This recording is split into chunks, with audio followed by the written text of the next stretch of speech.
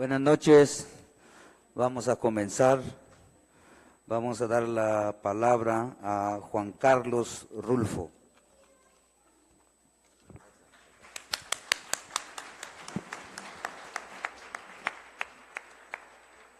Hola, ahora sí no me va a dar el ataque. Buenas noches, otra vez gracias y nuevamente tengo que decir que es un orgullo estar aquí con ustedes, con todos los compañeros, compañeras y amigos que se encuentran aquí. Bueno, como vieron, esta oportunidad de poder presentarles estos dos trabajos, uno que está hecho en 1960, este cortometraje en blanco y negro hecho en cine, donde mi padre de alguna manera trabajó junto con estos otros dos personajes, Rafael Corquidi y Robert Reynoso. Es como el primer cortometraje, y es importante ponerlo en ese contexto, es el primer cortometraje que se hace de manera independiente alrededor de una comunidad indígena, digamos. Entonces era importante ver desde ese punto de vista hasta el siguiente, el trabajo, el documental sobre los 100 años de Juan Rulfo, una especie de historia o de crónica de cómo ha sido vista la historia del indigenismo en México, de que se le llamara indigenismo, de que sea indigenista, de que sea los pueblos originarios o indios, cómo se deben de llamar, ¿no? Para mí fue muy curioso cómo el evento de la cuenca del Papaloapan, todo lo que había ocurrido ahí durante años, de repente suscita toda una explosión de eventos en donde toda la comunidad aparentemente progresista, o los jóvenes, Rodolfo Stavenhagen entre ellos, que yo lo admiro mucho, y muchos otros, entre ellos mi padre, se suman a la tarea de ir a esta región y tratar de hacer lo mejor que pueden. Y en ese momento no había ni siquiera la conciencia si estaban haciendo algo bueno o algo malo, pero se estaba intentando trabajar de alguna manera para sacar adelante esto. Se los quisimos poner precisamente para enraizarnos en algo que viene siendo como esto que llamábamos la memoria, desde dónde comenzó esta noción por lo menos en mi entender, de empezar, de cómo los pueblos originarios empiezan a emanciparse, empiezan a tener conciencia de que hay despojo, por eso el primer cortometraje se llama El Despojo, o hay robo, o hay desplazamientos. Todos estos conceptos que ahora son muy conocidos por todos y todo el tiempo los escuchamos, ahí comenzaban de alguna forma, ¿no? Entonces para mí fue impactante cómo mi padre, sin saber muy bien si estaba haciendo o no bien las cosas, empieza a tomar una serie de retratos que en ese momento era a su entender lo que era la vida común y corriente en unas comunidades por primera vez visitadas por él también. Son primeras impresiones de un país, ¿se dan cuenta? Eso se me hace muy fuerte. Lo que ustedes acaban de ver era lo primero que se retrataba. Eran unos años 40 y 50, las primeras conciencias del pueblo indígena mexicano, en donde no sabían si meter la mano era, cómo meter la mano ahí, era si era sano o no, eso no importaba, ¿no? La idea, esta idea en la que se dice no importa, hay que desplazarlos, muévanlos, lo que importa es el progreso, vamos a hacer esta presa, ya, ¿qué pasa? ¿Hay algún problema? No, fuera, vámonos. Entonces, seguir construyendo. Y después viene esta toma de conciencia, pero ¿qué estamos haciendo, no? El que le llamara, ahí comenzaban los derechos humanos, también me impresionó. Ahora estamos mucho con esto de que los profesores no pueden regañar a los hijos porque según eso les aplicamos el derecho, es una violación de los niños, de los derechos humanos, de que los regañen o qué sé yo. Pero entonces ocurría eso. Y de ahí hacemos un brinco hasta ahora, cuando vemos lo de Marichuy.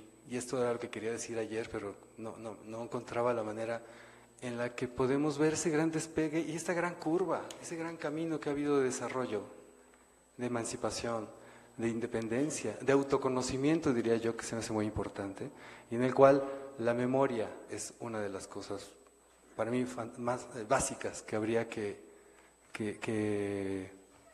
estimular. Vimos la película de Yosinapa y de alguna manera Hoy en la mañana vimos la película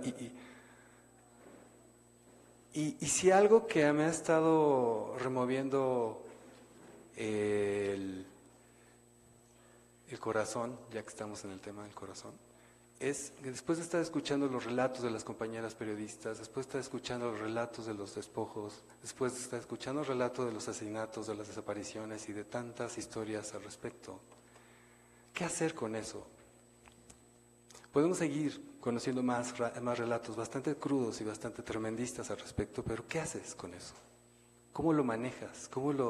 ¿Dónde lo pones? Y es algo que se me hace importante porque en el asunto de los medios, de hacer una película, de tomar fotografías o de escribir, el hecho de regar semillas para mí en este sentido tiene que ver con no olvidar, de poder construir de alguna manera algún elemento que tengamos que nos ayude a tener estos elementos fuertes de la vida cotidiana de este país contenidos en un lugar, que existan. Solamente cuando existen en un espacio muy concreto, como el caso de una película o el caso de un reportaje o de un libro, existen. Somos muy cortos de memoria y generalmente se nos va todo, ¿no? Pero cuando existen este tipo de hechos, no solamente porque existe el ZLN que nos recuerda los 500 años de olvido y estas iniciativas que salieron en el 94, sino que existen todos los tratados que han habido. ¿Y qué podríamos hacer entonces si podríamos construir al respecto de todos nuestros compañeros en cada una de las comunidades, en cada familia, el hecho de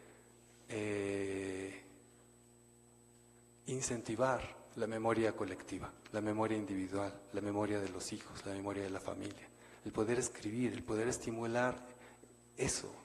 Yo voto mucho porque el corazón tiene que estar en no olvidar de dónde venimos, de que nuestras raíces es lo que nos pertenece, de que hace rato se hablaba de que el árbol crece para arriba, pero también tiene que enraizarse y que no podemos perder esa raíz. Hacer cine para mí es eternamente estar escarbando las raíces personales y para mí hacer un festival de cine en la zona zapatista para mí sería el estimular en que en cada región, en cada familia, hacer cine o hacer memoria fuera como una tarea en la escuela. Algo que va más allá, es más útil que incluso comer, es el cuento que en las noches nos recuerda qué es lo que hicimos en el día. El hecho de no perder la memoria de que nuestros padres ya no están, de que Acteal, todo esto es parte de un cuento que estimula la acción. Es un acto de guerrilla, de alguna manera, no olvidar, pero hay que buscar estos elementos y estas herramientas, y en este caso el cine. Al ver la película de Yosinapa tienes una herramienta que después de haberla visto tienes una posibilidad de acción. No sé si les pasa, pero generalmente cuando antes de ver la película yo pensé que se estaban haciendo muchas cosas, porque en todos lados veo cámaras. Incluso durante todo el movimiento zapatista hay cientos de cámaras, pero he visto pocas películas que salgan, que trasciendan más allá del ámbito nacional, tal vez.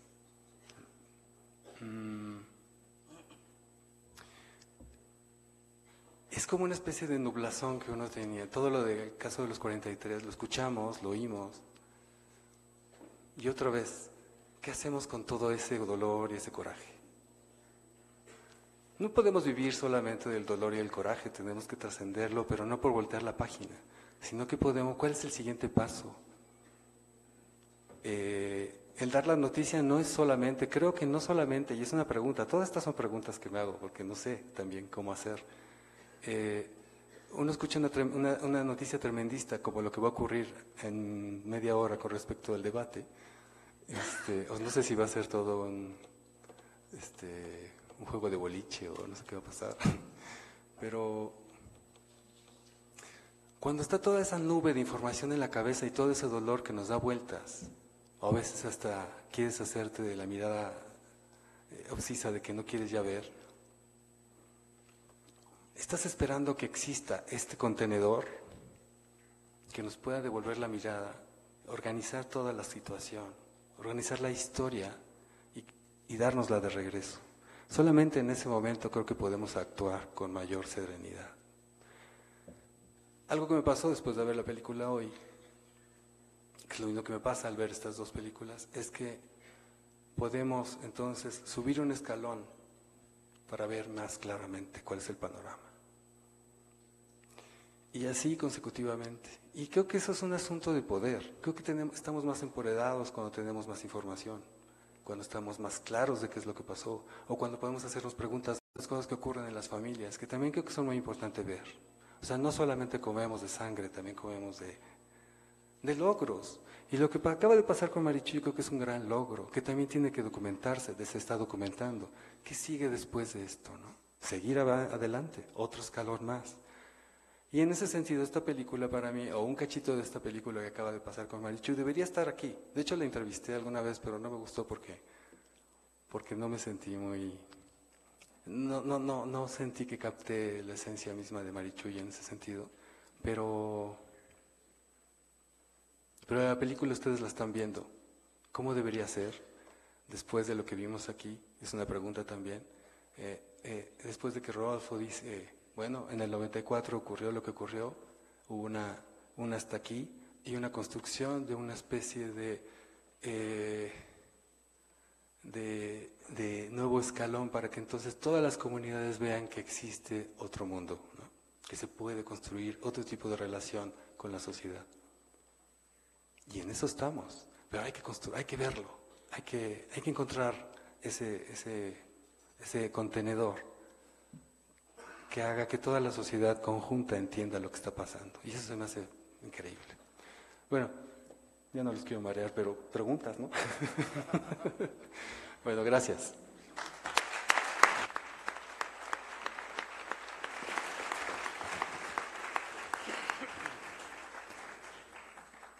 Damos la palabra a Abraham Cruz Villegas y Gabriela Jauregui.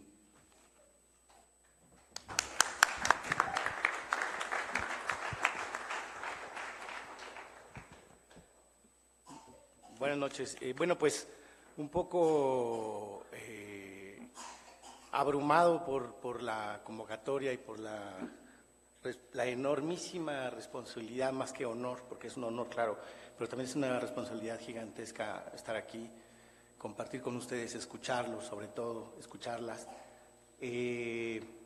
Ante la invitación a no pensar, a lo prohibido, no pensar, Gabriela Jauregui y yo decidimos no pensar en voz alta. Curiosamente, la película que acabamos de ver, improvisando un poco, me recordó que mi papá también trabajó en el INI. Mi papá, que era profe en la Universidad Autónoma Metropolitana, en la UAM, Azcapotzalco, daba clases de guión radiofónico en Cherán, en la estación del INI de Cherán, y mis hermanos y yo lo acompañábamos en una camioneta Ford Galaxy que manejábamos desde la colonia Ajusco, en los Pedregales de Coyoacán, hasta Cherán. Y allá los profesores, que eran profesores todos, también normalistas rurales, lo recibían con unos aguacates y unas zarzamoras, porque venían de La Cañada, que es una tierra preciosa, con aguacatas también. No, aguacatazos no, aguacatas. Y le decían, bienvenido, tata profesor, ya te trajimos tus 17 zarzamoras. Y así aprendimos un poco, más que otra cosa, o sea, más que mi papá ir a dar clases, él aprendió a cómo comportarse. Él era indígena también, pero era un bastardo. Era hijo de una mujer indígena, de una madre soltera, que en la pena de ser, en la vergüenza, en una comunidad pequeña de ser madre soltera, lo llevó a no un orfanato, sino a un internado en Zamora con los franciscanos. Mi papá creció como monje con los franciscanos y ahí aprendió a extrañar ser indígena, porque nunca lo fue. Solamente tal vez de sangre, soñó ser indígena, pero solo pudo tener nostalgia de alguna manera de algo que idealizó y que fantaseó con ello, y por eso siempre nos llevaba y de lejos nos gritaba, nos tenía unos apodos muy curiosos, nos decía, a mí especialmente me decía Tzitzit Pandakuri. Me decía, Tzitzit Pandakuri, prepárate la bolsa que ya nos vamos.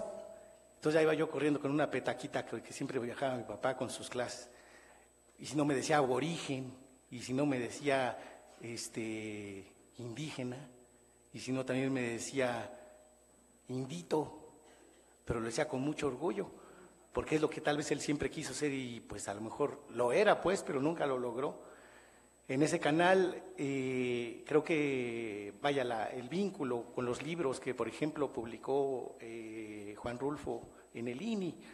Me acuerdo sobre todo de El México Desconocido, de Lumholtz, en 2 tomos que mi papá, de algún modo es la gran herencia que me dejó mi papá, 2 libritos amarillos que tiene en la portada una foto de unos huicholes escondiéndose detrás de los ídolos, literalmente.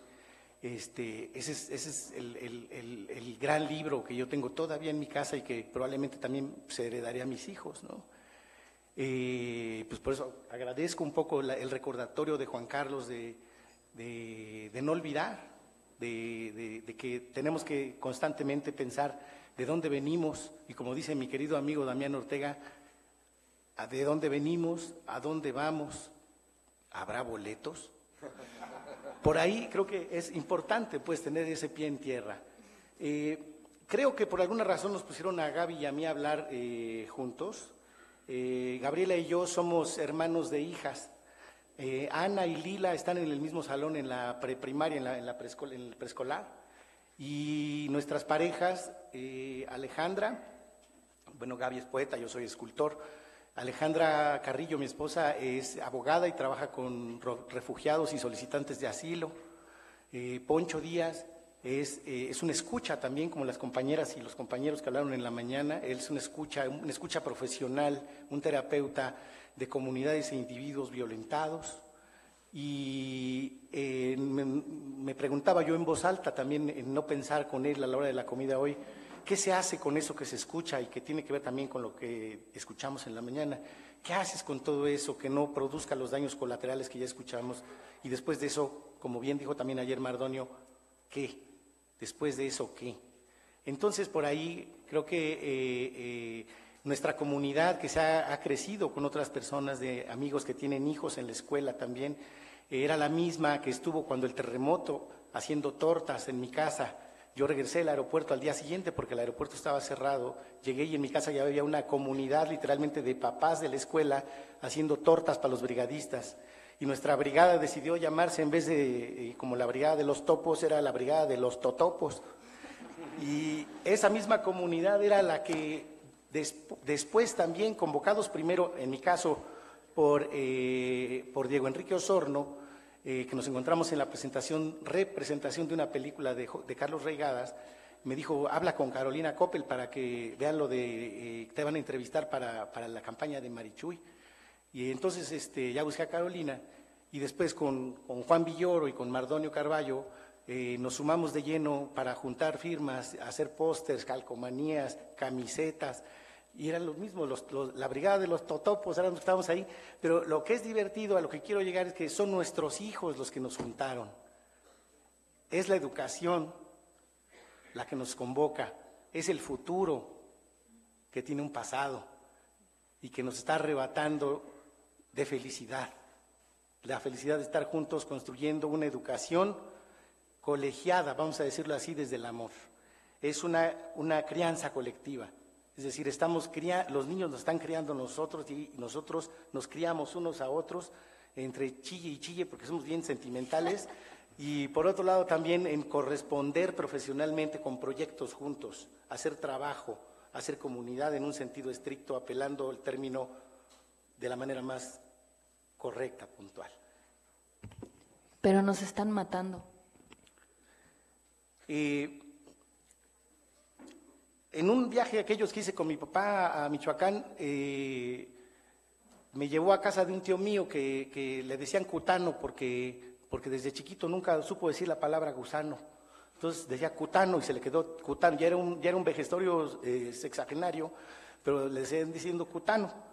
Mi tío Cutano era profesor normalista, tocaba en la orquesta del pueblo, vendía pollo los domingos y hacía gabanes, porque aprendió de su abuelo el oficio de tejer gabanes, y él cardaba la lana, criaba los borregos, los cocinaba, hacía la barbacoa y la birria, Pero hacía los gabanes, y eran unos gabanes que con un telar que le heredó su abuelo, es decir, era como también un vejestorio, pero una artesanía para producir arte, que eran esos gabanes. Y esos gabanes siempre había en mi casa, pero un día mi abuela, que era como mi mamá, mi abuela Elena Villegas Paleo, me dijo, mira, te voy a llevar a casa de tu tío, que es al que mejor le quedan, para que nos tomemos un atole de grano, porque también sucede que su esposa es la que mejor hace el atole de grano con puzzuti. Y fuimos. Y conocí a un señor que cuando comprendí quién era, me dio mucho orgullo y mucha pena no haber conocido mejor. Se llamaba Efrén Capiz Villegas y era un abogado que yo creo que marca una ausencia profunda en este país. Mi tío Efrén, yo creo, como algunas otras personas, nos ayudan a dibujar un espacio negativo en su ausencia, pero que nos ayuda también a componer lo que está a su alrededor en la silueta. Probablemente yo tengo esa manía porque me gusta mucho dibujar, ¿no? Entonces vemos el espacio negativo a través de su silueta, de su contorno, y eso es lo que somos de alguna manera. Y eso me hace recordar también a otras ausencias, como Digna Ochoa, por ejemplo, como Sergio González Rodríguez, personas que yo creo que estarían aquí escuchando y también compartiendo. Pero nos están matando. En la convocatoria que nos hicieron para participar acá, había una referencia muy bonita al mito de un señor que escucha una sirena, que para no aventarse, a dejarse llevar por el canto de la sirena, pide a sus amiguitos que lo amarren al palo del barco, y porque si no, se avienta, ¿no? Y hay otro señor que dice, no, yo voy a pelear desde acá con mi música, peleando con aquella música que es la mala. Y hay un personaje en el mito, en la construcción de ese mito, que es el que dice, pues yo me aviento, yo ni me amarro, ni toco, ni nada, yo me aviento de cabeza. ¿Por qué? Porque yo soy el problema. Y lo recordé un poco también porque en alguno de los argumentos de Sergio González Rodríguez, nuestro amigo, él, en un libro que se llamaba Campo de Guerra, él hacía una referencia del arte, que es la anamorfosis, en las pinturas del principio del Renacimiento, sobre todo en la pintura holandesa, hay, por ejemplo, unos reyes ahí flamencos del norte de Bélgica, bueno, lo que era Bélgica, y se ve una forma rara en un ángulo así como algo abstracto, pero que solo se distingue qué es en la representación cuando uno se para como abajo, así agachándose, y descubre que es un cráneo humano. Y en esa anamorfosis uno descubre o infiere que es mi cráneo, que soy yo, es decir, es mi muerte, es la muerte. Sergio aludía a esa idea de la anamorfosis porque decía que siempre vemos los problemas como de lejos y que si no tomamos una posición nunca nos sentimos identificados con el problema. En el mito que refería, el tipo se avienta de cabeza. ¿Por qué? Porque reconoce que él también es humano y que es una cochinada y que no, o sea, diría, la frase correcta sería, la corrupción soy yo, la muerte soy yo, la violencia soy yo. Pero nos están matando.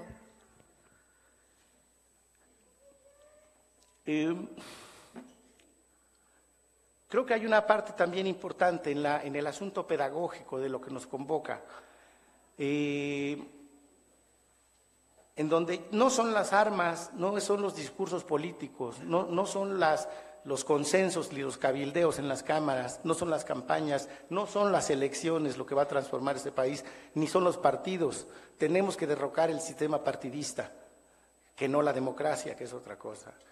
En ese sentido, creo que esta revolución, como yo creo que infiere la convocatoria, es la revolución del arte y la cultura. Es la revolución de la música, es la revolución de las letras, es la revolución de las mazorcas, es la revolución que ha estado haciendo Francisco Toledo desde hace muchos años en Oaxaca. Es la revolución que está haciendo Gaby Jauregui, publicando libros con los dientes y con las uñas, sin dinero y a veces sin desayunar. No es trágico, no, we don't need another hero. Es otra cosa, es una revolución de la cultura en la que todos somos parte de la cultura. Es una revolución del alma. Creo que por ahí, en muchos casos, no es sino la cultura y la ciencia, lo que verdaderamente puede transformar a la realidad, no las armas. Del presupuesto de seguridad, del presupuesto público de seguridad de cada sexenio y el presupuesto de cultura y de educación, se puede hacer una enorme caricatura. Pero nos están matando.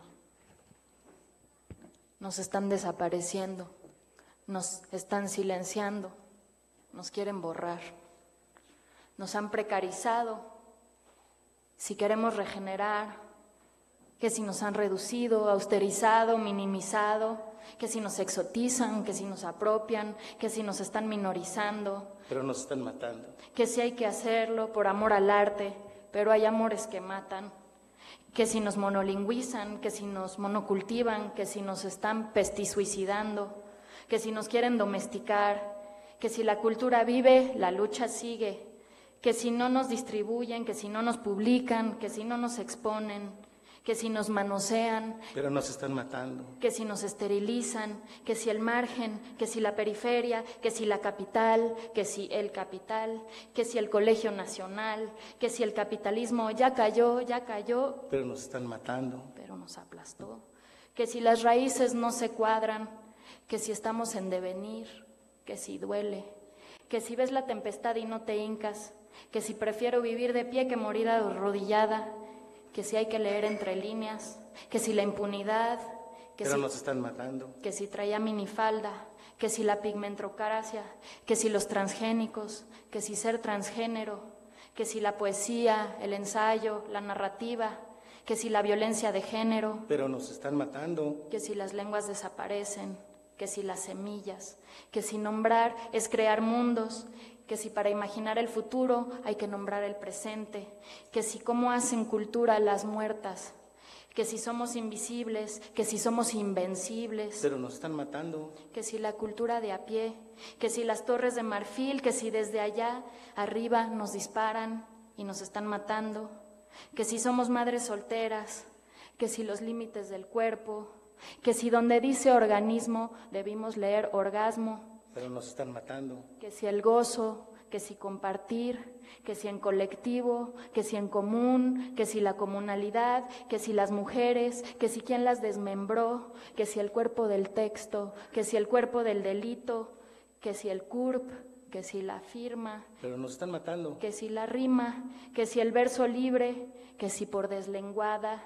que si mi lengua siempre es ajena, que si las palabras clave, que si me clave en la textura, que si el texto y su contexto, pero nos están matando, que si cultura e identidad, que si cultura y pertenencia, que si cultura y su impertinencia, que si aprender y desaprender, que si cultura es sustantivo y verbo, nos están matando, que si cultura y autenticidad, que si cultura y autoridad, porque si cultura es cuidar, por eso nos están matando.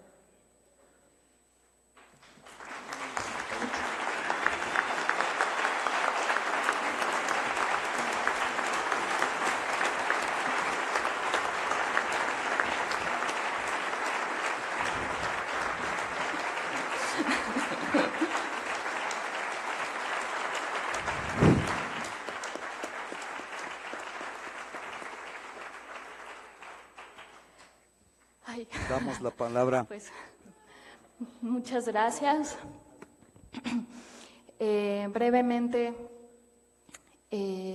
pues les cuento un paréntesis aquí.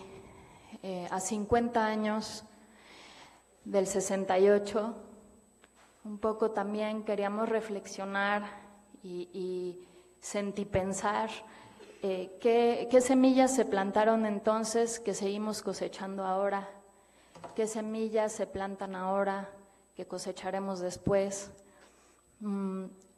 Después de escuchar y ver a los compañeras y compañeros hoy en la mañana, pero en estos días también,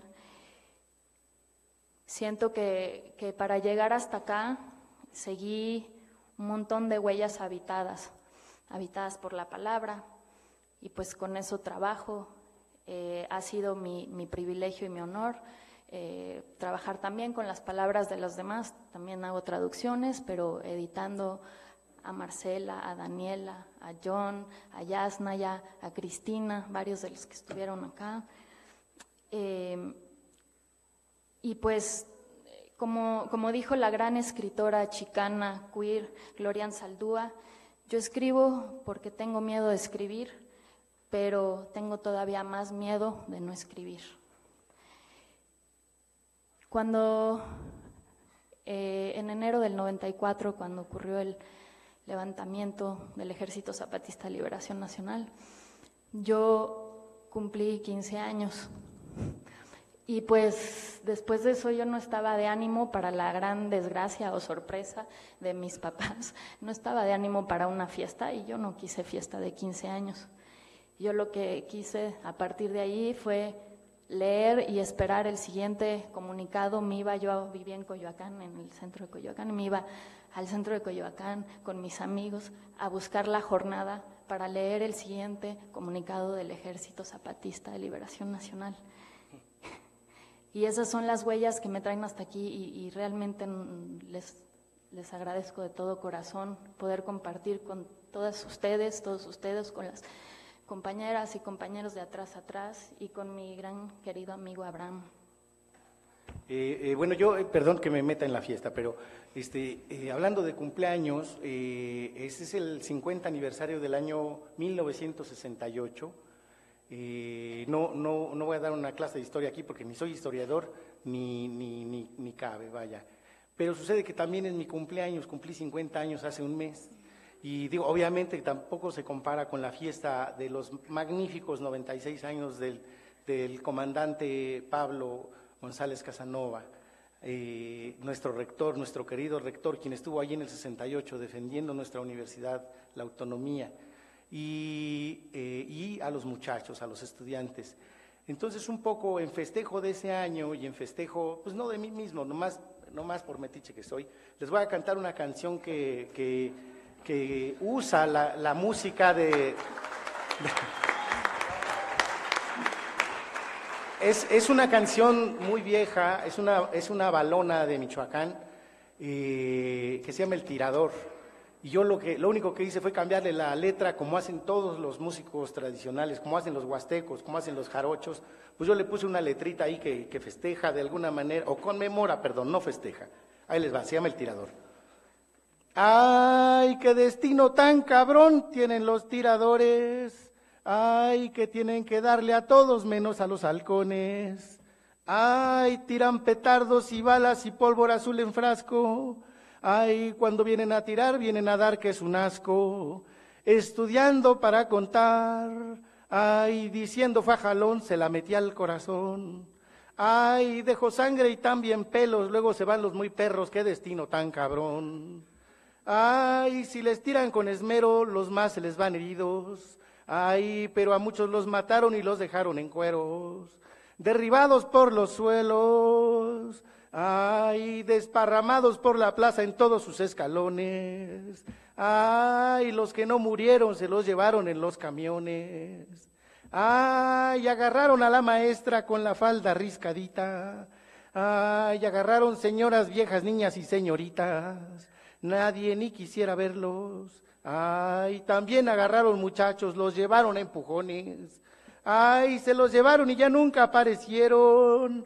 Y así se siguieron los muy cabrones. Ay, el que se atreve a protestar, un rayo le cae y lo parte en dos. Ay, sí, se llama represión y es la misma chingadera. Ay, ha sido una gran espera.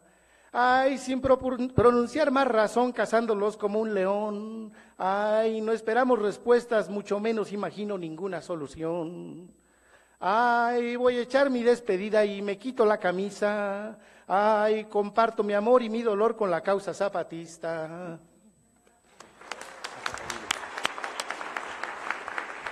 Zapata vive.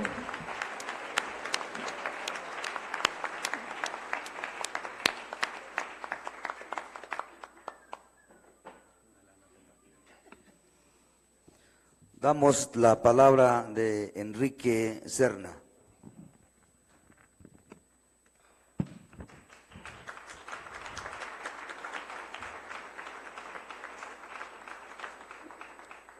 Buenas noches. Primero que nada, le quiero agradecer a la asociación civil que ha apoyado al Consejo Indígena de Gobierno por haberme dado esta oportunidad de venir a conocer a los zapatistas en su propio terreno. Yo le tengo una gran admiración y un enorme respeto a los militantes zapatistas, porque después del fraude electoral del 88, cuando muchos de los que apoyamos la candidatura de Cuauhtémoc Cárdenas habíamos participado en algunas marchas de protesta, pero el fraude se consumó, nos tuvimos que ir a nuestras casas con una enorme frustración, y los zapatistas fueron los únicos mexicanos que tuvieron los pantalones de rebelarse contra ese usurpador, y creo que esa lección de valor es muy importante, sobre todo porque vivimos en un país donde hay una mayoría indolente, una mayoría apática, que a veces esa indolencia es desesperante, y cuando ocurren estos ejemplos se eleva la moral pública de una manera muy importante. Ahora, me siento un poco extraño estando aquí, se los debo declarar, porque yo solo hablo por lo general de temas literarios. Nunca he sido un escritor militante, ¿sí? Y pues me resultó un poco extraño cuando me invitaron acá, mi amigo Juan Villoro, pero le agradezco mucho esta invitación porque creo que los escritores vivimos demasiado encapsulados en nuestro pequeño mundito, con otros amigos que generalmente son del medio literario o intelectual, o del medio de la farándula, y eso nos crea una falsa visión de la realidad, ¿no? De modo que venir aquí, conocer esta espléndida universidad y ver cómo se está materializando la utopía de los zapatistas, me ha dado una sensación muy refrescante y me ha infundido optimismo en lo que puede ser un México diferente. Ahora, quiero hacer algunas aclaraciones porque les dije antes que yo no soy militante, tampoco soy revolucionario, ni tengo ningún mérito cívico. De hecho, yo soy alérgico a los escritores que se erigen como figuras ante autoridad moral y los he ridiculizado muy acremente en algunos de mis libros. Yo simpatizo más con los escritores que más bien se identifican con las lacras sociales, ¿no? Si lo dijéramos en términos de panteones en Francia, ¿no?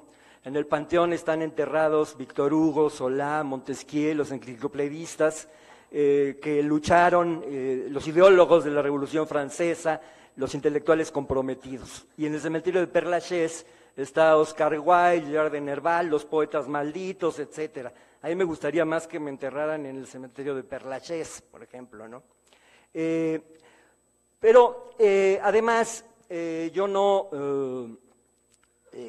creo que las revoluciones marxistas-leninistas han engendrado dictaduras que suprimen las libertades públicas y que llevan a sus países a la ruina económica, como ocurrió en la Unión Soviética, como ha ocurrido en Cuba. De modo que hago esta aclaración para deslindarme, ¿no? Porque sé que estoy ante un auditorio donde probablemente muchos de ustedes son activistas y militantes marxistas-leninistas, ¿no? Ahora, soy un socialdemócrata, nada más, ¿no? Y por lo tanto soy reformista. Yo creo que la única manera de llegar a la igualdad social es mediante una lucha paulatina que vaya ganando espacios, que es una lucha que puede llevar quizá muchísimo tiempo, ¿no? Ahora, en lo que sí con las casas esgrimía un concepto que era el de la restitución.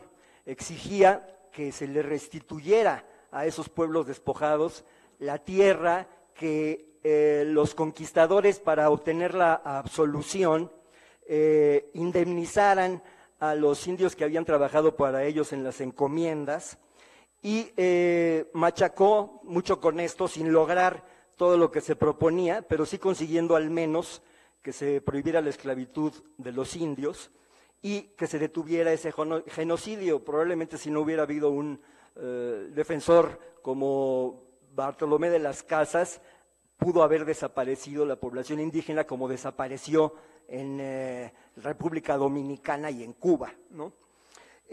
Ahora, esa lucha de Bartolomé de las Casas sigue vigente porque a lo largo de nuestra historia la deuda histórica con los pueblos indios no se ha pagado, ¿no? En la independencia, los primeros 50 años de la independencia, que es la época de la patria criolla que intentaron fundar principalmente los generales que habían sido realistas y que se unieron a Iturbide al final de en la consumación de la independencia, ¿sí? Era una patria que excluía absolutamente a los indios, ¿sí? Yo he estudiado la época de Santa Anna, la época de la guerra con Estados Unidos y la guerra de Texas, ¿no? Y es curioso ver cómo era la manera como se quería involucrar a los indios en estas guerras. Por ejemplo, para la guerra de Texas, el estado de Yucatán aportó 600 mayas que acompañaron a Santana en su penosa marcha hacia Texas. La mayoría de ellos murieron cuando cruzaron la frontera y padecieron por primera vez las nieves del invierno, ¿sí? Y esos 600 mayas obviamente no hablaban español, no sabían por lo que estaban luchando. Los mandó a esa guerra el gobierno de Yucatán porque no quería aportar un centavo para la defensa del país. Hay otros ejemplos, ya en la guerra del 47, cuando estaba el ejército mexicano luchando contra Winfield Scott, Santana, desesperado, pide a uno de sus oficiales que vaya a Tlaxcala a reclutar indios para la defensa de México. Entonces va y en Tlaxcala, él era el jefe político de Tlaxcala en ese momento, era Ignacio Ramírez, el nigromante famoso. Y Ignacio Ramírez va con el cura de la parroquia, le dice que por favor necesitan reclutar la mayor cantidad de indios posible, pero en ese momento los indios iban a celebrar la fiesta de la Virgen de Ocotlán y estaban preparando, haciendo los preparativos de la ceremonia, de la imagen que iban a sacar en Andas, en la peregrinación, etcétera. De modo que se negaron a ir a la guerra, ¿sí? Ignacio Ramírez quiso obligarlos y lo que lo provocó fue una revuelta en donde estuvieron a punto de entrar al Palacio Municipal a lincharlo, ¿sí? ¿Qué pasaba? Que pues para los indios no se consideraban mexicanos, ¿no? Sentían que esa guerra no les incumbía, ¿no? Habían sido solamente usados como carne de cañón para la leva y les daba lo mismo, a fin de cuentas, tener un amo criollo que un amo gringo, ¿no? De modo que ellos estaban completamente al margen de esa guerra. Y por esos mismos años declaró Mariano Otero en el Congreso que los indios de México no se habían enterado de la independencia. O sea, ellos seguían viviendo como si estuvieran en tiempos de la colonia, ¿sí? A este grado era la exclusión de la población indígena. Esto cambió a partir del triunfo de los liberales, después de la Guerra de Reforma, sobre todo por cuando llegó al poder un presidente indio, y a partir de entonces México adquirió un poco más de cohesión nacional. Hasta antes de entonces México era un proyecto de país. El patriotismo mexicano es una invención de los generales iturbidistas, principalmente una invención de Santa Anna, que fue el que mandó componer el himno nacional, que incluía varias estrofas dedicadas a él mismo, ¿no? De modo que a los únicos que les convenía crear esta religión de la patria era a esos generales que se estaban disputando el poder y que veían el erario público como un botín. Tenían que inculcarle el patriotismo a las masas para que sus revueltas tuvieran cierto eco social, ¿sí? Pero no lo consiguieron porque, como hemos visto, cuando el país estuvo más amenazado, pues no lograron entusiasmar al 80% de la población mexicana, que eran los indios en ese momento, ¿no? Ahora, más adelante, cuando viene la revolución, acabamos de ver en estos estupendos documentales la cara más noble, digamos, del indigenismo, de los gobiernos posrevolucionarios, ¿no? Pero hay otra cara, que es la cara siniestra, que es la de la manipulación de los indios a través de los caciques, ¿no? Que de eso no le tengo que hablar aquí a los chiapanecos porque pues tienen ejemplos muy cercanos, San Juan Chamula, en una comunidad en donde el PRI siempre tiene carro completo, en donde tradicionalmente los candidatos del PRI se inician ahí sus campañas, se ponen este sombrerito, ¿no? Y que tienen aseguradas ahí las victorias, ¿no? Perversamente, los gobiernos de la revolución utilizaron los usos y costumbres indígenas para tener una clientela política asegurada, ¿sí? Y perpetuar el atraso y la miseria de los indios a quienes pretendían proteger. Esto tuvo un cambio drástico justamente gracias a la rebelión zapatista, ¿sí? Que ocurre en el momento en que el usurpador Salinas estaba festejando la aprobación del Tratado de Libre Comercio, y creo que la enorme importancia que tuvo esto fue recordarle a los propios mexicanos y al mundo entero que México no podía entrar a la modernidad mientras tuviera esta deuda con los indios que no se había pagado desde los tiempos de la conquista, ¿sí? El principal logro, a mi juicio, del movimiento zapatista fue casi lograr la aprobación de los acuerdos de San Andrés Larráinzar, ¿sí? Que fueron rechazados en el Congreso con un argumento jurídico que probablemente encubría un interés económico. Ese argumento jurídico fue que al conceder esa autonomía podía haber una fragmentación, una balcanización del Estado mexicano. Ese fue al menos el argumento que esgrimieron oficialmente las bancadas del PAN, del PRI, del PRD, que echaron para atrás estos acuerdos, ¿sí?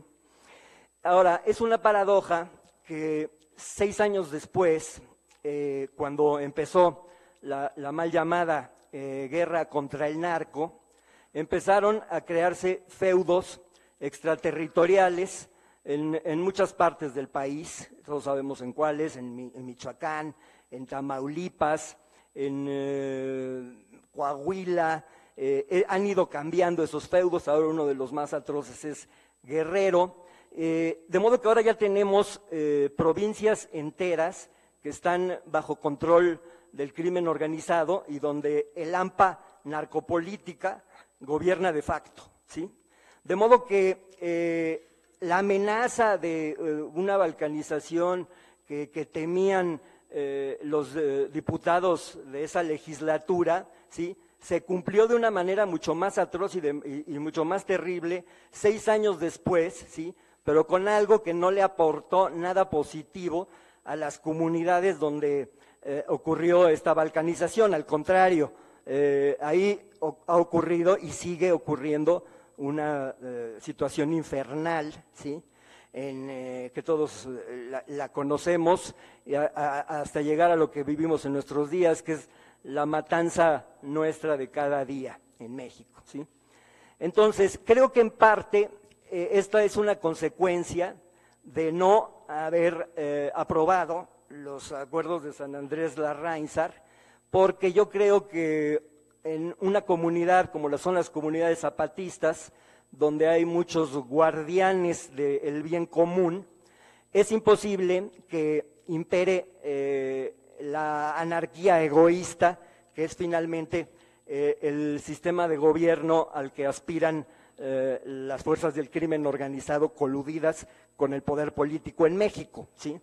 Ellos no saben que están siguiendo la doctrina del anarquismo egoísta, pero en realidad están en la práctica realizando lo mismo que proponía el teórico de esa doctrina en el siglo XIX, que fue Max Stirner, en un libro titulado El único y su propiedad. Yo lo leí cuando estaba empezando esta pesadilla sangrienta en México. Max Stirner, sí, sostenía que el individuo está por encima de la colectividad y que entonces cuando un individuo puede imponerse mediante la fuerza, tiene el derecho de explotar, extraer toda la riqueza, etcétera, etcétera. Es finalmente la ideología subrepticia, ¿sí?, que tienen los actuales verdugos de México, ¿sí?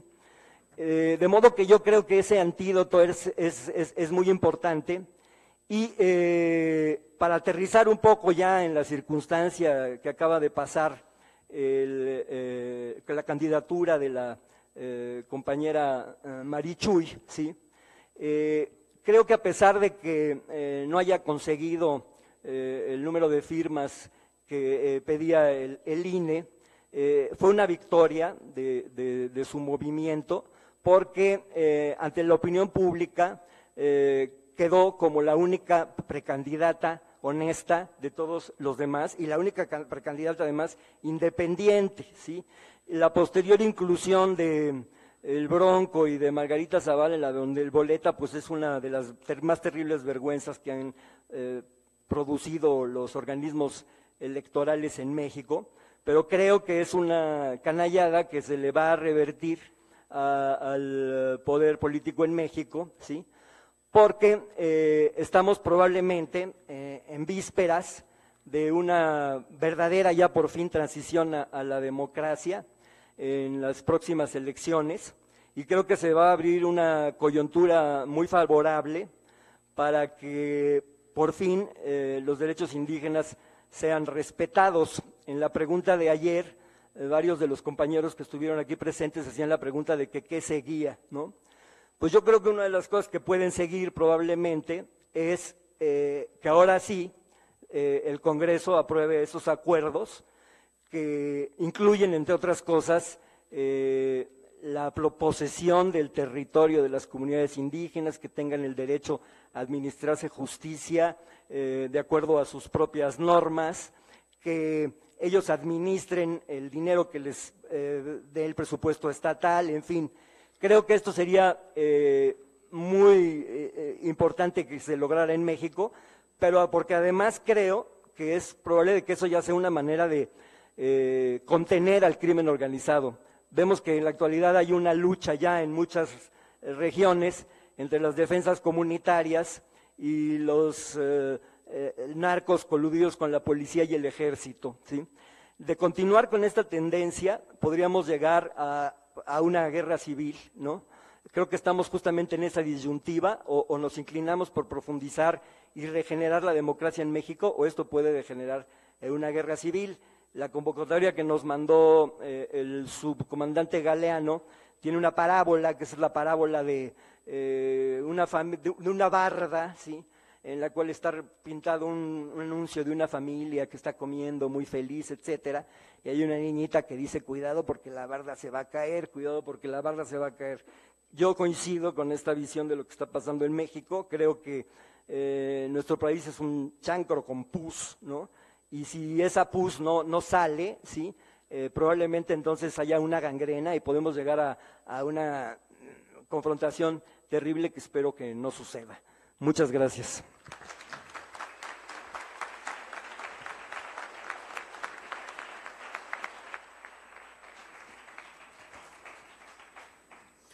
Damos la palabra a Juan Villoro. Gracias.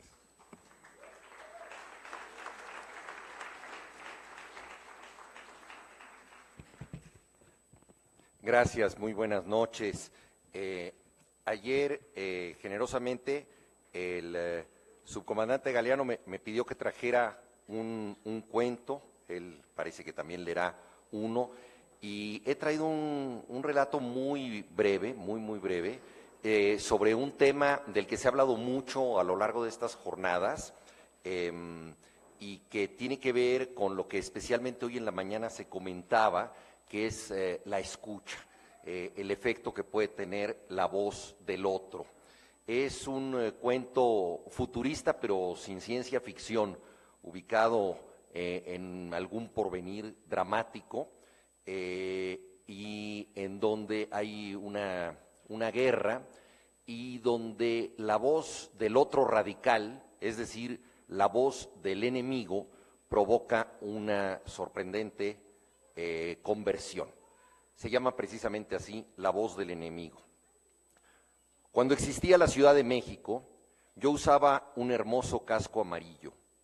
En lo alto de un poste escuchaba conversaciones telefónicas. El cielo era una maraña de cables. La electricidad vibraba envuelta en plásticos suaves. De vez en cuando, una chispa gorda, azul, caía a la calle.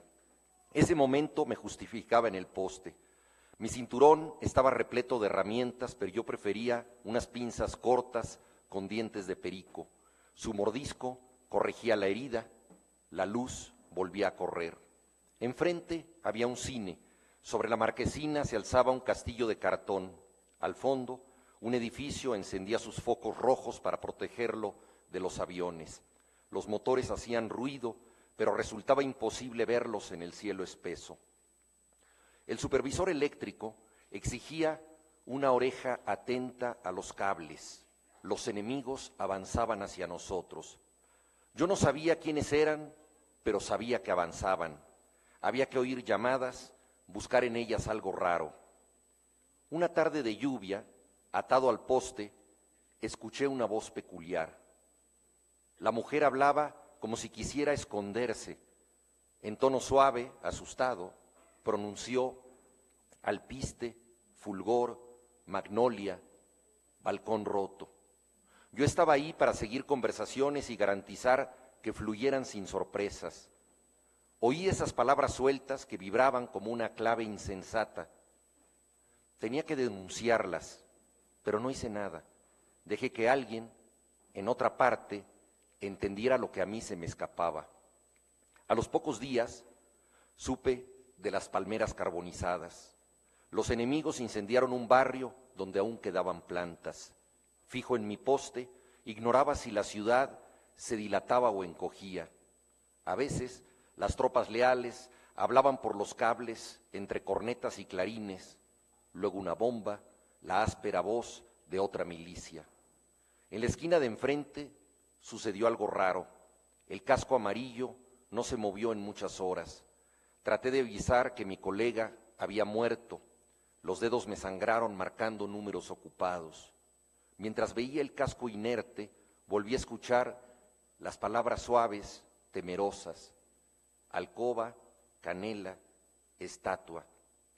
Imaginé con minuciosa envidia que esas palabras significaban un mensaje para otra gente. Para mí solo eran tristes. Tampoco entonces hablé con el supervisor eléctrico. Una madrugada me sacudió una explosión. Abrí la caja de registros. Los sensores fotoeléctricos despedían humo pútrido. Encendí mi linterna. Me quedaban pilas para unas semanas, pero algo me hizo saber que no duraría tanto en el poste. El supervisor decía en sus llamadas: quien domina los cables, domina la ciudad. Los enemigos habían cortado la luz. El cine ardía en una nube rojiza, pero los teléfonos funcionaban. Oí a la mujer decir: fragancia, planetas, caramelos, piedras lisas. No pude delatarla. Lentamente, con terror, con precisa crueldad, entendí cuán maravillosa era la voz del enemigo. Debo haber dormido cuando bajaron al colega del poste de enfrente. Luego llegó mi turno. Una mano enguantada me jaló por la espalda. Estaba intoxicado de tanto respirar aquel aire maligno y no supe cómo salí de la ciudad incendiada. Desde hace unas semanas, tal vez meses, vivo en un cuarto con paredes metálicas. En una computadora me mostraron una foto terrible. Se llama Ciudad de los Palacios y registra el cine con su castillo de cartón, el alto edificio al fondo, los cables que una vez cuidé. Son 67, dijo la voz de mi captor. Era cierto. Tuve a mi cargo 67 cables y los protegí de nuestros imprecisos enemigos. Durante días indistinguibles de las noches, salvé la luz y las llamadas. Solo una vez dañé un cable a propósito. Ocurrió unos días antes de bajar del poste. De la ciudad solo quedan fotografías. Si indicara el cable dañado, mis guardianes podrían entrar al laberinto, seguir el hilo hasta otra fotografía, hasta la casa donde vivió esa voz distinta. Frente a mí están los 67 cables que formaron mi vida. Uno de ellos puede llevarlos a la mujer. Sé cuál es, pero no voy a decirlo. Gracias.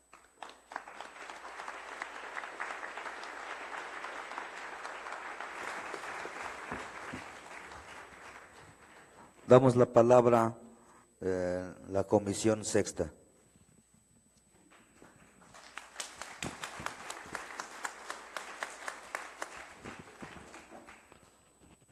Buenas noches.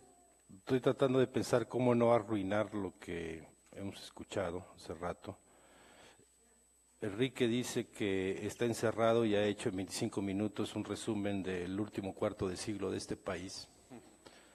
Sabe más del zapatismo que muchos de los militantes simpatizantes del zapatismo. Y entiendo este recelo que puede haber hacia el zapatismo. Yo me imagino que los pros y los contras llegan a la Universidad de la Tierra y esperan encontrarse Hoz y Martillo, el camarada Mao, el camarada Estel y tal, y llegan y se encuentran arte gráfica, fotos, como que no tiene nada que ver. Me acuerdo, en 95, que no se sabía nada de nosotros, y nosotros decíamos, pues nosotros somos zapatistas. Entonces llegaba un grupo, se desplegaba y sacaba banderas con la hoz y el martillo y las figuras de los grandes líderes revolucionarios, y nos decía, saludamos a nuestros hermanos zapatistas, leninistas. Y yo decía, pero nosotros no somos leninistas. Ah, perdón, nos equivocamos de guerrilla. Guardaban todo y se iban. Y luego llegaban igual, pero con la imagen de Trotsky, y es que ustedes son trotskistas, nosotros somos zapatistas. Nos equivocamos, y se iban para otro lado. Nos equivocamos de siglo, dijeron ellos. Y luego llegaron también con una gran bandera negra y la A cruzada, y hermanos, camaradas solidarios, anarquistas, es que nosotros somos zapatistas. Igual nos equivocamos, de por sí ustedes son unos autoritarios, y se fueron. Y prácticamente pasó todo el espectro ideológico de la izquierda. Incluso nos enteramos que todavía había un partido albanés sobreviviente que también reivindicaba que los zapatistas éramos albaneses. No sabíamos ni dónde quedaba eso. Nosotros saludamos no solo tu presencia y tu palabra, que fue enriquecedora. En esa época nosotros pensábamos, bueno, pues tenemos que esperar el día en que nos dejen de poner una etiqueta y nos digan zapatistas. Y yo en lo particular, y los compañeros en general, tienen una especie de respeto y temor al arte. Platicábamos con Tacho, que decía, es que los compañeros jóvenes y las compañeras jóvenes están teniendo una oportunidad que nosotros no teníamos, y tiene que ver con esta apertura al mundo. Yo insistía en que viniera gente que no viniera a gritar viva Zapata, Zapata vive, la lucha sigue, sino que viniera a compartirnos su propio quehacer artístico, porque nosotros creíamos que lo que teníamos que abrir es salir al mundo, y la única forma de romper la etiqueta que nos estaban colgando por todos lados. Me faltaron los maoístas, por supuesto, y por supuesto lo que decían que éramos salinistas. Teníamos que abrirnos al mundo no solo en nuestros problemas, sino que aspirábamos a que esos problemas se resolvieran como pueblos originarios, y que la única forma de hacerlo era hacer nuestro pensamiento universal, y necesitábamos el arte, porque si no recurríamos al arte y a la ciencia, entonces teníamos que debatirnos entre manuales de formación política que tú los lees y en una página contradice lo que dice la siguiente. Estamos por la democracia, pero entonces aquí tiene que mandar o el otro, y luego la participación del pueblo, pero el pueblo tiene que ser dirigido, un montón de cosas que había sobre eso. Saludo porque prácticamente eres el pionero en esto, y también tu sinceridad para decirnos, esta es mi visión, desde aquí les voy a decir lo que voy a decir. Gracias de veras. Lo de Abraham y Gabriela fue un alucine. Abraham, eres un chavito, si tu papá era maestro de la UAM, debes tener como 15, 16 años, ya medio corrido, sin aceite yo creo, pero este ensamble que haces con Gabriela, que estás contando pues tu historia, tu cotidianidad, los problemas cotidianos y la muerte interrumpiendo hasta que te secuestra y empieza a invadir todo. no quiero decir más porque arruino eso. Juan Carlos me puso a alucinar eso, sí, como porque yo he pensado cuál sería la banda sonora de una película sobre este país. Lo quisimos hacer en el mensaje del Festival Artístico Musical. O sea que es un desmadre y luego como que nos juntamos, pero cada quien conserva su identidad. Pero ¿cómo sería ya ahora sí el cine? Porque digamos que la banda sonora es una parte, pero el guión, el manejo de la cámara, no sé mucho de cine, tú sí. ¿Cómo podría resolver esto? Sería algo que estaría a caballo entre el documental y la ficción. Y estoy seguro que cuando topen el florecimiento que yo vi que la intervención ayer de Mardonio marcó todo lo demás con su imagen del árbol y la flor. De hecho, también influye en el cuento. Evitará que ahora sí que el espectador cinéfilo no sepa distinguir entre cuál es la ficción y cuál es la realidad. Yo creo que hay que hacerla. En todo caso va a fracasar en taquilla, pero no sería la primera vez. Y Juan, pues Juan es mi hermano bajo protesta, culpa de don Luis. Nadie cree que somos hermanos. Creo que porque no nos peleamos, tenemos que pelearnos como en las familias. Hay que usar un tema de esos que provocan guerras. Fútbol. ¿Sale? Sale. Según tú, ¿cuál es el mejor equipo de fútbol del mundo? Indiscutiblemente el Necaxa. Como don Ramón le voy al Necaxa. Es como la literatura para conocedores escasos.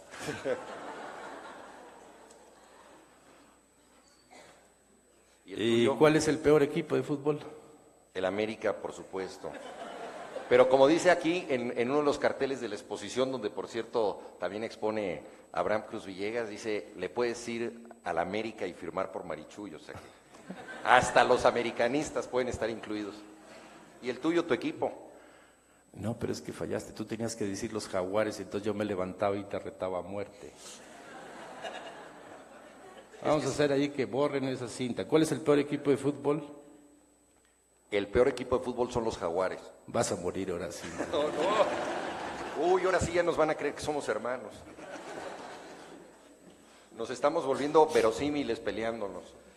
Le había propuesto yo a Juan Villoro, que participara hoy con un cuento y que yo iba a tratar de hacer otro y tratar de agarrar una parte de su historia y meterla en el cuento, así sobre la marcha, pero como tenía que hacer el resumen también, vamos a ver si sale. Y como sabíamos que Abraham y Gabriela iban a hacer este collage, también vamos a querer hacer uno. Voy a invitar a Defensa Zapatista y Esperanza que vengan para acá, para que nos ayuden.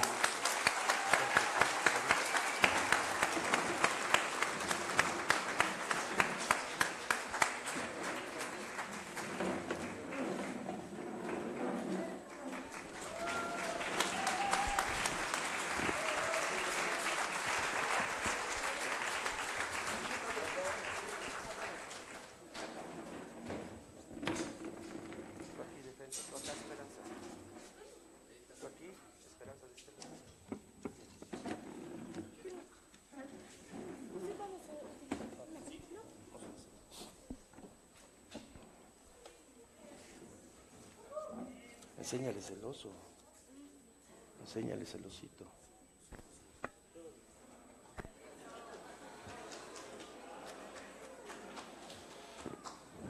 Sale ya.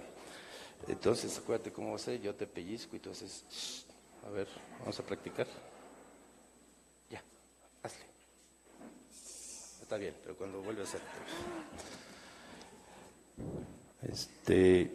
No suelte el osito porque dice, ve pura gente sin pasamontaña y desconfía de ustedes.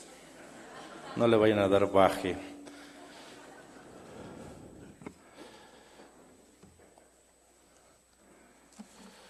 El lunes hablamos mal de las mujeres, el martes hablamos de la vida, el miércoles hablamos de los superpoderes, el jueves hablamos de los otros problemas, El viernes hablamos de los extraterrestres y los libros. Ayer sábado hablamos bien de la clase política y sus instituciones. Y hoy vamos a hablar de un sueño. Ismukane Makush Yotan. Ismukame, Taltawitz. Quiere decir Ismukane, la que no descansa, la que viene de la montaña. Usted esta noche sueña algo confuso. Al día siguiente, mañana, trata de reconstruir lo que soñó. Era esta noche, pero en otro calendario y en otra geografía. Usted está sentada dentro de lo que parece una champa. Aturdida, va identificando algunas cosas y personas. Un fogón, una mujer joven que le sonríe y le dice cosas en una lengua que usted no conoce. Unos niños y niñas, algunos muchachos. Una niña pequeña sale corriendo de la champa cuando algo dice la joven mujer mientras le ofrece una jícara con agua fresca. La única luz que se ve es la de la leña ardiendo en el fogón, sobre el que cuelga de una cuerda una olla humeante enganchada en un palo en forma de gancho. Ismukane, Juanita, alcanza usted a entender. Ismukane, Mashkush Yotan. Ismukane, Taltawitz. Le dice la joven a quien ahora usted supone que debe ser su hija. Usted le calcula unos 29 años a la mujer y unos 8 años a la niña. Ismukane, repiten alegres los muchachos. Empiezan a entrar otros varones y mujeres, muchos. Ahora usted duda de su percepción porque lo que imaginaba un cuarto pequeño debe ser grande, porque la gente sigue llegando y no se llena la champa. El alboroto cesa cuando entra la niña de regreso. Los hombres guardan silencio. La joven madre le dice algo a usted, pero usted no entiende nada. Entonces, en el dintel de la puerta aparece una anciana de edad indefinida. Debe ser la jefa, se dice usted a sí misma, cuando advierte que los hombres bajan la cabeza y las mujeres se mantienen mirándola a usted con una sonrisa que no puede explicar, pero no es de burla ni escarnio. La anciana se planta frente a usted al tiempo que la joven mujer acerca una silla. La mujer se sienta y acariciándole el rostro le dice en su lengua de usted y con una pronunciación perfecta, ¿cómo estás, hermanita? Usted responde mecánicamente, bien, pero no, usted no está bien porque no entiende nada. La viejita le pregunta, ¿cómo te llamas, hermanita? Y usted responde, Maya, Graciela, Marichuy, Mercedes, Márgara, Silvia, Alicia, Francisca, Fernanda, Lupita, Erika, Mónica, Irene, Cristina, Daniela, Marcela, Berta, Jimena. ¿Lo quiere con azúcar o sin azúcar, o expreso, o latte, o capuchino, o lo que sea? Pero prefiere beber un poco y descubre que es exactamente lo que desea. La Juanita le dice, come sin pena, hermanita. Y algo agrega en lengua dirigiéndose a los demás, que salen en orden de la champa y solo quedan usted, la anciana que no deja de mirarla, la joven madre y la niña que se ha sentado a su lado y se recuesta en su costado. Usted prueba, sí, es caldo de pollo, tiene arroz, verduras y un condimento que no alcanza a distinguir, pero no sabe si es por el hambre, le parece delicioso. La anciana Juanita espera a que usted termine de comer, le ofrece una vasija con agua para lavar sus manos y le dice, cuéntame, hermanita. Usted empieza a recordar y a hablar. El mundo se volvió un infierno, o ya lo era, pero no lo sabía. Todo se derrumbó, el crimen gobernaba, no había combustible ni energía eléctrica. Se murió el internet y con él las computadoras, los celulares, los autos, industrias enteras. No había alimentos y si se encontraban eran saqueados. No había gobiernos, ni bancos, ni nada. Usted no se da cuenta de que está llorando al hablar hasta que la viejita le limpia las lágrimas con un paliacate rojo. Juanita le dice, se acabó ese mundo, hermanita, pero no tengas pena. Le dice algo en lengua a la joven y le trae una taza con el mismo café humeante. Yo me llamo Juanita. Hace muchos años, ni me acuerdo cuántos, nuestros jefes y jefas me llamaron y me dijeron que tenía que aprender todo lo posible de todo. Me dijeron que tenía que prepararme para vivir, que ese mundo se iba a acabar sin que se dieran cuenta los mandones. Bien que me acuerdo, dice Juanita, lo avisaron nuestros jefes y jefas a todo el que pudieron. Se burlaron de nosotros, de nosotras, mucho rieron, pero nuestras jefas y jefes no se cansaron ni se desmayaron. Le siguieron diciendo que va a pasar lo que va a pasar. Luego me llamaron a mí. Estaba joven entonces, como tú. Era alegre, amaba o no me recuerdo. De repente sí o no. Me dijeron, prepárate porque te va a tocar lo que te va a tocar. Muchas cosas me dijeron y todo escuché y aprendí. Una noche como esta me llamaron y me dijeron que iba a pasar esto, que ibas a llegar y que me ibas a contar lo que me acabas de contar y que yo sabría qué hacer. Les pregunté cuándo iba a ser eso que me decían y me dijeron, noche será el día que será el día. La anciana se levantó y algo dijo. La joven madre respondió, Ixmucané, asintiendo. Me llevaron un camastro y me cobijaron como si fuera una niña. Me fui quedando dormida mientras miraba a la infante mirarme. Al otro día, semana, mes, año, ya estaba usted incorporada a esa familia. Sin darse cuenta le decía mamá a la joven mujer, papá a su compañero y hermanita y hermanito a sus hijas e hijos. Le enseñaron a tortear y rieron gozosas cuando usted se quemó la mano al poner y levantar la tortilla en el comal. Fue con ellas a recoger leña, fue al potrero a cuidar el ganado. Notó que en todos los trabajos eran hombres y mujeres quienes se movían juntos. Jugó con ellos en las tardes, cuando la luz del día se apagaba. Cantó y bailó con ellas y ellos. Todo entraba como en una rutina placentera y adormecedora. La que no descansa, Ixmucané, Taltawitz, la que vino de la montaña. Entró Ixmucané despacio, despacio se acomodó en la silla puesta al centro de la asamblea y despacio empezó a hablar. Voy a hablar en su lengua de nuestra hermanita. Se llegó lo que nos habían dicho nuestras jefas y jefes. Hay que empezar a preparar todo. Toda la asamblea estalló en júbilo, aplaudía y gritaban, se amontonaban en torno a usted y la abrazaban, y las mujeres le besaban el rostro, los hombres le palmeaban la espalda, los niños y niñas se le metían por entre los brazos. De pronto se empezó a escuchar una música. Usted tardó en darse cuenta porque dudó, pero sí, parecía un rap, o un hip hop, o un rock, o una polka, o un son, o un guapango, o un corrido, o una norteña, o una cumbia, o una salsa, o todo. Alguien gritó, ¡baile! Y el círculo que la rodeaba se dispersó y se fueron formando parejas. Alguien le pidió a usted que bailara. Se levantó usted, pero cuando se dirigía a donde se encontraban las demás parejas, se acercó la joven madre y le dijo, hermanita, te llamo Ixmucané. Y la niña la tomó de la mano y la llevó fuera del galerón. Fueron hacia la champa. Ixmucané Juanita estaba de pie, mirando el fogón y murmurando algo como, llegó la noche que decías, luna de mi sueño, temblor que duele, deseo deseado, cansancio que añoro. Cuando usted llegó, Ixmucané Juanita le dijo a la joven que se podía ir. La madre llamó a la niña, pero Ixmucané le dijo, puede quedar. Ixmucané le preguntó a usted, ¿cómo estás, hermanita? Usted misma se sorprendió al responderle, contenta. Bueno, dijo la anciana, esta noche salen.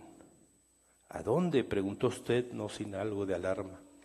A tu mundo. No somos nomás nosotras. Hay más en muchas partes. No el mundo se acabó, solo se acabó el mundo del mandón. Ahora hay que hacer otro mundo y nos toca. Ixmucané Juanita la abrazó y usted sintió que no era una despedida. La anciana salió diciendo algo que nunca le escuchó antes. me voy a descansar. Solo quedó con usted la niña que la seguía mirando. Recuerdo ahora que la niña le preguntó a usted cómo se llama, y usted respondió su nombre, y le preguntó el de ella. La niña respondió, mi mamá se llama Esperanza. ¿Cree usted que así le dijo? Llegaron a buscarla. Al salir se dio cuenta de que se preparaba una larga columna de animales y gente. Sobre las bestias iban muchas cosas. Usted recuerda ahora picos, palas, azadones, machetes, cuerdas, otras herramientas que usted desconocía. Pasó al lado de un hombre que acomodaba en una vieja caja de metal desarmadores, pinzas, juegos de dados, llaves de tuercas. El hombre se dirigía al otro mientras le daba una llave perica y le decía, tú te vas al cuento de Juan. No hubo una orden explícita, o si la hubo usted no la recuerda, pero en determinado momento la columna empezó a moverse al mismo tiempo. No había más luz que la de la luna y un cielo herido 1000 veces por las estrellas. Alcanza a recordar que a su paso a la columna se iban uniendo otras y otras. No sabe por qué, pero recuerda claramente cómo brillaban los colores de las vestimentas de quienes iban agregando. Eran los originarios que vestían sus trajes de fiesta. Ahí, según recuerda, encontró a sus amigas, a sus compañeras de colectivo, de organización, a sus viejos y nuevos amores, es decir, a sus viejos y nuevos dolores. Alegres le abrazaban y le preguntaban, ¿a ti dónde te tocó? Y usted no alcanzaba a responder, en parte porque no podía decir dónde y en parte porque sus conocidas corrían inmediatamente a sus contingentes respectivos. Cuando trataba de buscar a quién preguntarle cómo se llama el lugar donde estuvo, voltea a usted y ve a su lado que camina Ixmucané. Usted siente una gran alegría, como cuando se encuentra a alguien que creía perdido. Ixmucané le pregunta qué le pasa. Nada, dice usted. Es que como dijiste que te ibas a descansar y dicen en el pueblo que nunca descansas, pensé que me había muerto, completa riendo Ixmucané y completa. No hagas caso de todo lo que dicen los compas. Luego en nuestra cabeza se revuelven todos los calendarios. Tenía que descansar porque el camino que tenemos delante es largo. Usted dice que quería agradecerle a Ixmucané el haberla rescatado, el haberla salvado del horror y el haberla ayudado y recibido en el poblado. Ixmucané la mira usted con sorpresa. ¿Rescatado? ¿Salvado? Ya decía yo que la fiebre que traías te iba a dar malos sueños, hermanita. No, hermanita, tú eres mensajera. Hace muchos años, cada grupo de luchadoras acordaron nombrar mensajeras para avisarnos a todas cuando llegue el día. Y tú eres una mensajera, y cumpliste porque aquí vamos todas. Y después de una pausa y sonriendo con malicia, Ixmucané agrega, y bueno, ni modos, todos. Usted sonríe con la picardía de Ixmucané, pero se despierta entonces en su cama, en su casa, en la ciudad, sonriendo. ¿Cuánto tiempo ha pasado desde la última vez que despertó sonriendo? Se levanta, se cepilla los dientes, revisa su baño y la alacena y mentalmente hace una lista de lo que necesita comprar. Lo hará al regreso del trabajo, la escuela, el dentista, la ginecóloga. El día transcurre con la cotidianidad de costumbre. En la radio del auto se escuchan las mismas noticias de costumbre. Se encuentra el cuerpo descuartizado de una mujer, una familia denuncia la desaparición de su hija, se destapa un nuevo fraude que tapa el anterior, suben los precios, hay una nueva tecnología al alcance de su línea de crédito. Regresa a casa, se recuesta, el sueño la ha tenido inquieta todo el día. De pronto, un flashazo. Se levanta usted rápidamente y enciende la computadora y escribe algo en el buscador. Le da clic a uno de los links y ahí está, mensaje del EZLN en las redes de apoyo al SIC. Le pone pausa y va aumentando la imagen y ajustando la resolución. Sí, quien marca el inicio y sigue cuando los demás han terminado es un tambo de plástico y una rudimentaria batería hecha con ollas y botes, sostenidos con una estructura de madera. Corcho, se dice a usted misma. ¿Y cómo sabe que a esa madera le dicen corcho? Ni idea. Usted aumenta más la imagen y la resolución al tope. Suelta una carcajada alegre. Sí, es la misma olla donde se cocía el caldo que le dieron. Son los mismos botes donde se guardaban el café molido y a esa madera, confirma, le llaman corcho. Le da a repetir al video y escucha el inicio al que convocan los instrumentos autónomos. Luego cómo se van sumando los demás grupos musicales. Luego cómo al ritmo del tambo de plástico y la batería rudimentaria confluyen todos en una sola tonada, cada grupo con sus instrumentos. Luego terminan todos, pero la batería y el tambo siguen sonando hasta el final. Sin proponérselo, está usted tarareando Marichuy, color de la tierra, anticapitalista de corazón. Entonces usted se estremece, porque en ese momento ha recordado una parte del sueño. En uno de los descansos de la caminata, la niña, que ahora lo recuerda usted, la acompaña desde la salida tomada de la mano y de su joven madre, se le acerca y le pregunta, ¿vamos a jugar? Y usted respondió, sí. ¿A qué vamos a jugar? La niña responde, pues depende, ¿tú qué vas a hacer? ¿Cómo? Dice usted. Sí, dice la niña. ¿Qué vas a hacer para el juego? No sé, ¿tú qué vas a hacer? La niña levanta sus manitas y dice, yo soy la bruja escarlata. En eso, usted despierta, ha estado soñando. Usted está sentada dentro de lo que parece una champa, aturdida, va identificando algunas cosas y personas, un fogón, gracias. Bien.